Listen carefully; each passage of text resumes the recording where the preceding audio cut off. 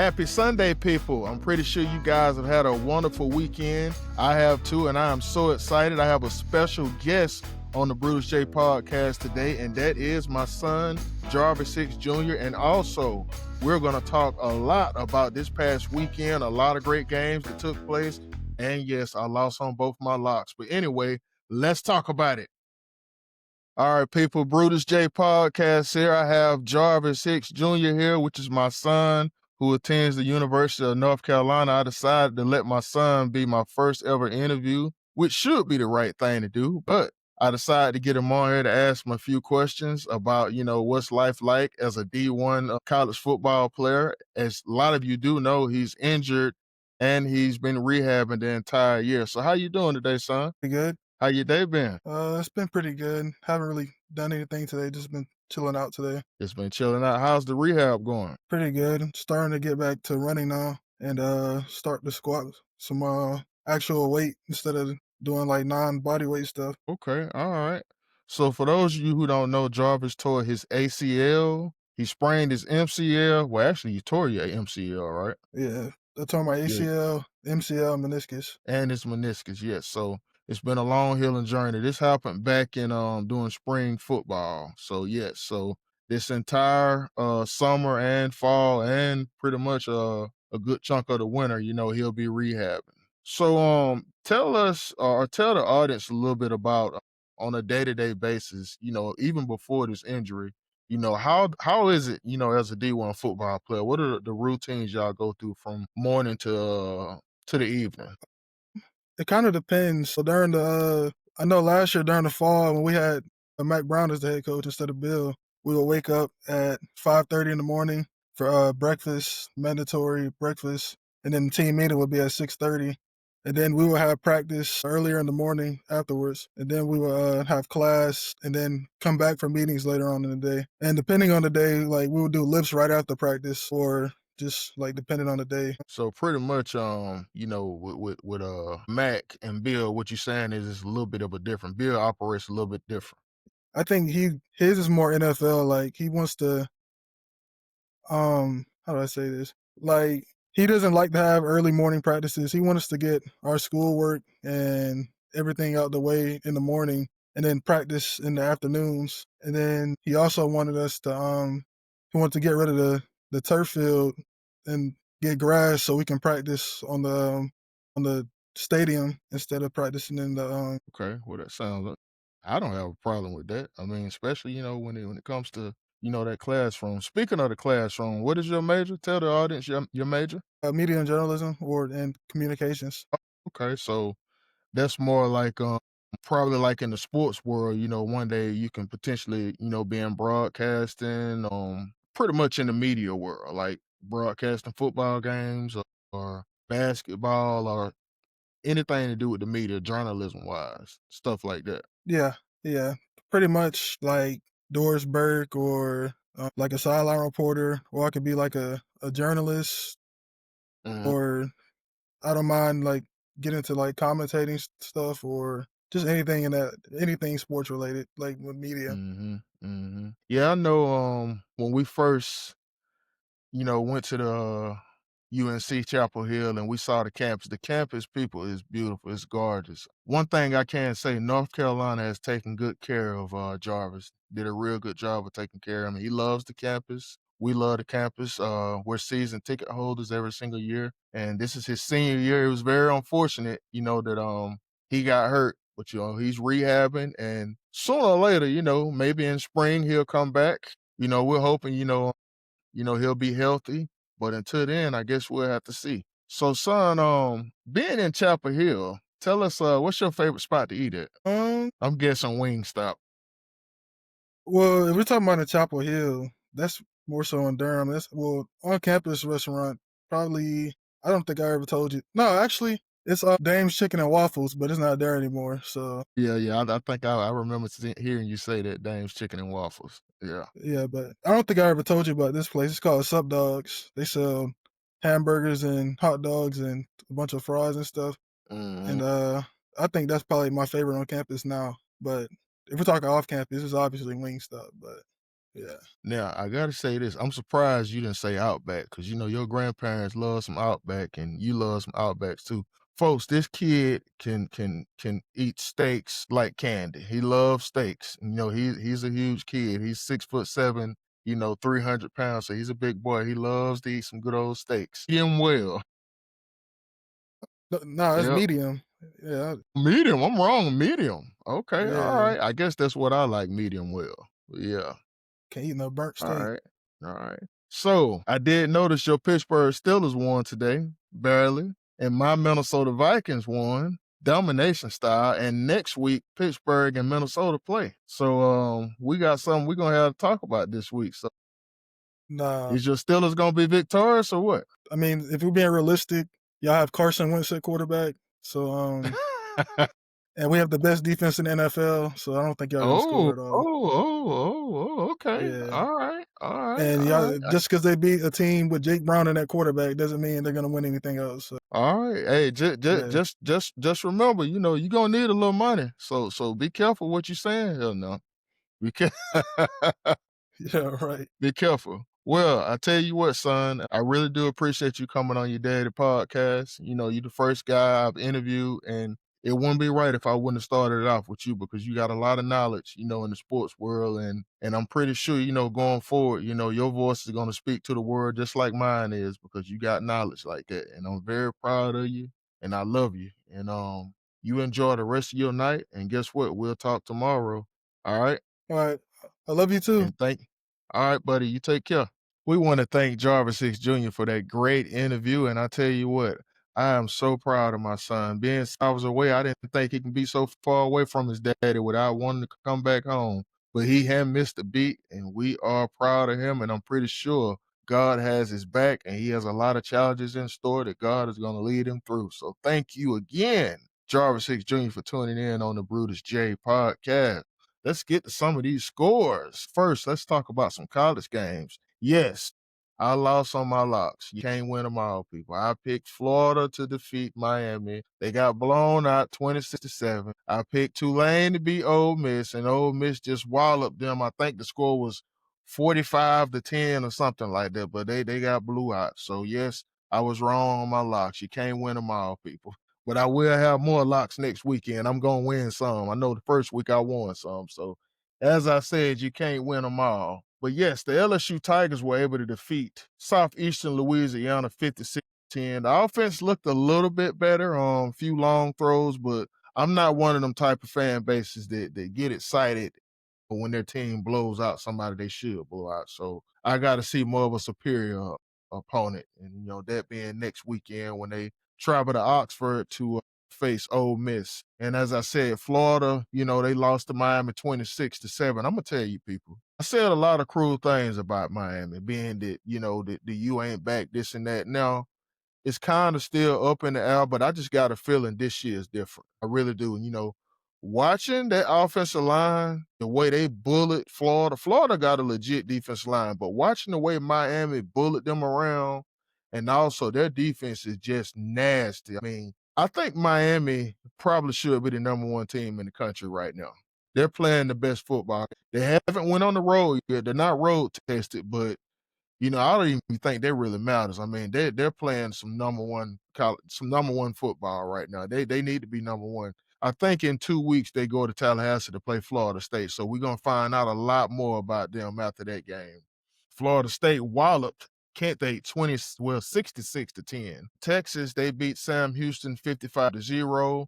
Indiana, oh my God, did y'all see that game? Indiana beat number 9, Illinois, 63-10. I mean, I'm one of them ones. I felt like Illinois didn't have no business being no top 10 team anyway. They're decent, they're legit and somewhat, but not top 10 worthy. And I think that showed, yesterday. Auburn in Oklahoma. I gotta tell you, Auburn got cheated. There was a play where Oklahoma, it was like a trick play, but it was one of those trick plays you can't do. It should have been an unsportsmanlike conduct penalty called.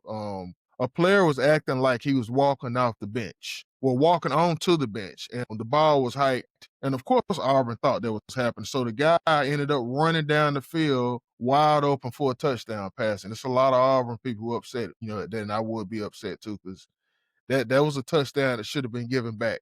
But Oklahoma was able to win the game 24-17. Tulane, as we said, lost to Ole Miss 45-10. Ole Miss, who is this kid they got, Trinidad Chambliss? I mean, this guy just came out of nowhere. I mean, I'm talking speed, can run, can throw the ball, and I'm not gonna lie, I'm worried next week, when LSU go to Ole Miss. And actually they're picked to beat LSU. I think the spread right now is +2. So it could be upset. I hope it don't happen, but LSU's gonna have to get it together. I mean, their defense is legit the best defense in the country to me. But they're gonna have to score some points next week when they go to Ole Miss. Yep. Tennessee and UAB. I watched that game, and there was a dirty play that happened in that game, and it's a play that happened that should never happen in college football. Football period. A player, after the kicker attempted to kick afterwards, he was walking away. A UAB player just came around him and stomped his feet. And it wasn't even, the cameras caught it, but the ref didn't catch it. So I'm pretty sure a little later on, that player going to be getting talked to, probably suspended, because, there's no place for that in college football. None at all, period. Texas Tech 34-10 over Utah. Yeah, I'm not going to lie. I didn't see that coming. I did not see that coming. Especially, you know how hard it is to win at Utah? Better yet, you go there and win 34-10. Not to mention Texas Tech quarterback was hurt. He ended up getting concussed, and another quarterback came in, and they still was rolling. So, Texas Tech might be serious. I know they spent a lot of money in their NIL, so who knows? Who knows? Michigan and Nebraska. Michigan, hey, I saw that game too. I mean, Michigan, they look like Michigan. I mean, Nebraska, they still a long ways from coming. I figured Michigan to win that game. And Bryce Underwood, special talent, people, freshman, to go in that environment. Nebraska, they might not be back, but, still a tough team to beat, in Nebraska. Bryce Underwood is special. A lot of teams in the Big Ten are going to have to, deal with him the next few years. South Carolina and Missouri, that was a good game. That running back for Missouri might be the best running back in the nation, hands down. He might be the best running back in the nation. If you haven't heard anything about him, hey, this kid is special. He is real special. Yep, his name is Ahmad Hardy. Kid had 22 carries for 138 yards. He's special. A lot of the yards came out after contact too. I mean, it's like they were hitting him, but he kept on rolling. Yep, he kept on rolling. Notre Dame, as I figured, would get on the winning side of things, 56-30 over Purdue. Everybody gonna roll over Purdue. But that victory came just in time. Purdue came just in time for the Irish because they needed that one. USC and Michigan State, that was a battle of some unbeatens. USC folk, they're 4-0 now. Now I get it. They really haven't played nobody legit. Michigan State probably the best team they done seen, all this year. And it's 45-31 win. I'm not gonna say they're completely back, but I'm one of them people that think in the NIL era that when it comes to teams that live on the coast, they're gonna generate a lot of players coming out towards that way, especially, with money, with NIL money. A lot of guys, they love the beaches. So I think teams like USC and Miami, sooner or later, they're gonna come back. Sooner or later, they are gonna come back. But that pretty much rounds out the top 25. And next week, we got ourselves some big games, Georgia and Alabama, and I can't wait to talk about that next weekend. So, yeah, we're going to talk about that next weekend. But I did want to speak about Clemson. Clemson, oh, my God. I'm not a Dabo guy, but you got to feel for him. The reason I feel for him is because, it's sad how a fan base can turn on you so quick. This man done gave them 2 national championships. He pretty much built that program, and they won. I'm not gonna say they completely won them gone, but you know how it get when you start losing. And for them to turn on this man like this is crazy. I hope they get it turned around, at least go to a bowl. But the way they're playing, it looks like they giving up on him. I'm just being real. I mean, because the amount of talent on that defense for them to be playing like they're playing, It's ridiculous. Hopefully Clemson will get back on the winning board. I think I left out the Rambling Wreck. They beat Temple 45-24. Shout out Georgia Tech, man. Hey, I said it before. Haynes King.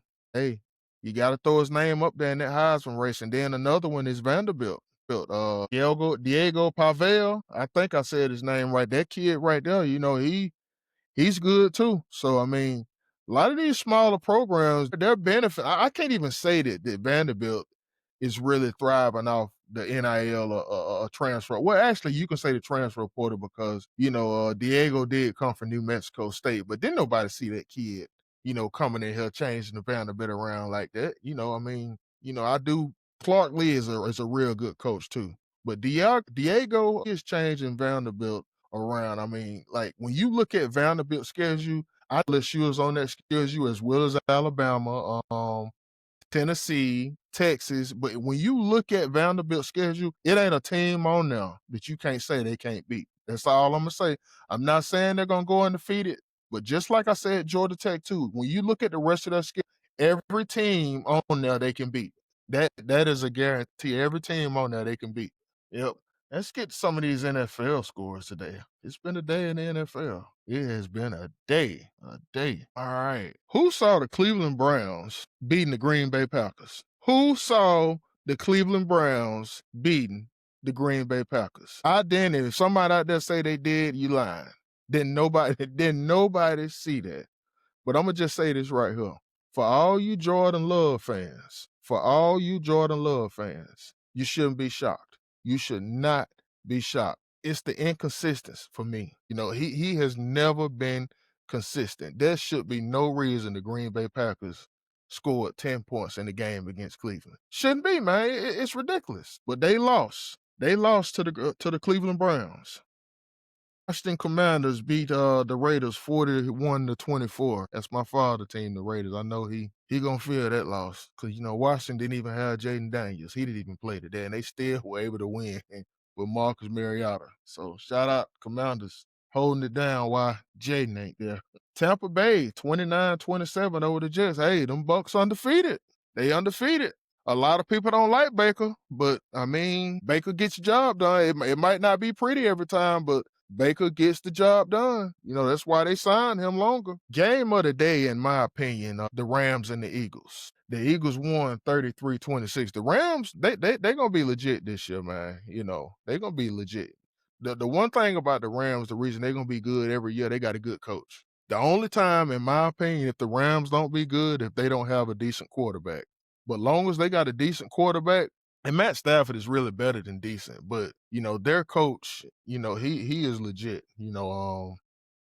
He's a good play caller. He's a real good play caller. And the Eagles, of course, dominant as usual. People still keep downing, Jalen Hurts, but all he do is just keep winning. All he do is just keep winning. So shout out Jalen Hurts. Keep what you doing, man. Forget these haters. Atlanta Falcons lose to the Carolina Panthers 30-0. I'm going to say it again. Atlanta Falcons lose to the Carolina Panthers 30-0. Folks, the Carolina Panthers are probably the worst organization in the National Football League. Ran anyway. And the Atlanta Falcons put up a egg against the Carolina Panthers. How? See, this is what I was talking about now. They played Minnesota, and the defense looked dominant. The reason why I questioned that victory is because Minnesota's whole offensive line was depleted. I mean, they was at second and third string tackles. That's why, the Falcons accumulated so many sacks in that game. So if you were able to dominate that offensive line like that, and you can't come back and do the same to Carolina, whoop, as a Viking fan, as a Falcon supporter, and I'm pretty sure if you're a Falcon fan, seeing this game had to really disgust you. It had to. It had to because it disgusted me. I mean, just ridiculous. Jaguars beat the Texans 17-10. Travis Hunter still playing both ways. I saw he had like six solo tackles, no pass deflections. He played on offense too. He had one catch for like 20 yards. So, I mean, hey, at least they let him play both ways. I know it's hard, but the kid's still doing his thing. Because I'm gonna tell you now, he can only do it for so long. But I'm glad they let him do it, so he can prove people wrong. Minnesota Vikings 48-10 over the Cincinnati Bengals. Now, Minnesota was without their quarterback. Carson Wentz was in. He had a decent game. Cincinnati, this is their first game without Joe Burrow. He's out. Probably going to be out an extensive time. So I think a lot of people saw this coming. I just didn't think it'd be that bad. But Minnesota had a kid return two turnovers to the house. One was 87 yards. I think the other one was like 60-something yards. One was an interception, and then another one, he knocked the ball out of somebody's hand and ran down the field for another touchdown. We all know who's going to be the defensive player of the week.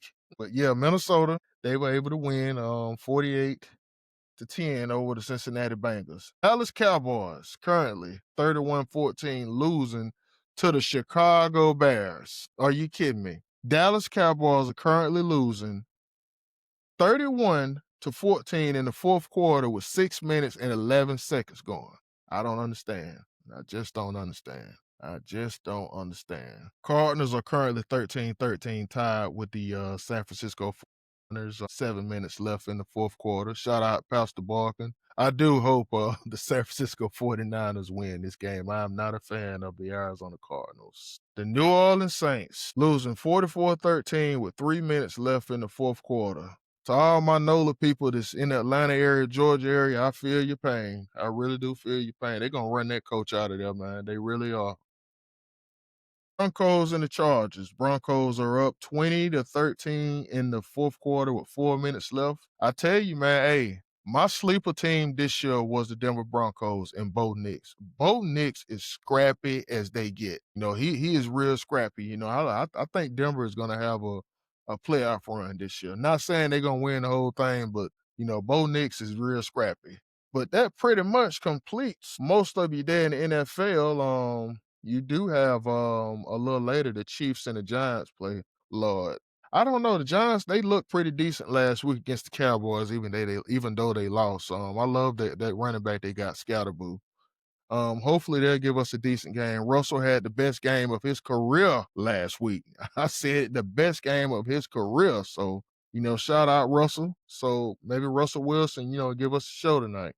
But I got the Chiefs in that one. And then Monday night's going to be a good one. Lions at the Ravens. A lot of offense in that game. So, your fantasy team, if you got Lamar, Henry, and then you already know the Lions and Jared Goff, they finna bring a whole bunch with them. So shout out to anybody got any of them players on their fantasy team. So it's going to be a long one. A lot of points accumulated in that game tomorrow. All right, folks. We got a lot going on. As I said, next weekend, we're getting ready for Georgia and Alabama. I'm pretty sure next week people are going to be, in tune for that. And it's going to be a lot of barn burner games next week. As I said, thank you so much for our special guest, Jarvis Hicks Jr. again. And thank you all for tuning in. And please do not forget, as I said before, I am on Apple Podcasts, Amazon Music, YouTube Music, Spotify, Instagram, X, iHeartRadio. So, hey, tune in and tap, subscribe, follow, and thank you again. I hope you all have a wonderful week, and I will be looking forward to seeing all you guys again on Friday for some high school football that will lead up through college and the NFL. Have a wonderful week, folks.